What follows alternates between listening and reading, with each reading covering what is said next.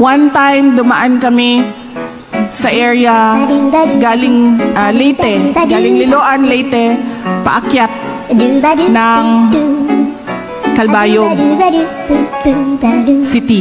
Tinanong ko yung kasama ko, sabi ko, wala na ba silang ibang daan dito? Ito talaga ang dinadaanan ng lahat. So, ito ang dinadaanan ng logistics ng Mindanao to Luzon.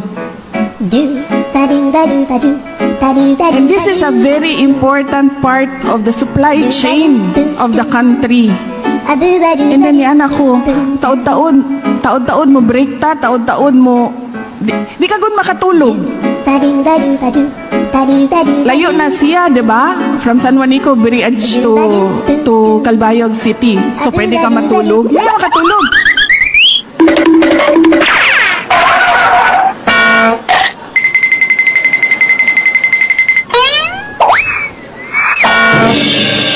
And I can really compare. That is why at least I always welcome invitations coming from Samar. Dahil gusto ko na makita ninyo siya from my perspective and from my eyes. Makita ninyo ang Samar.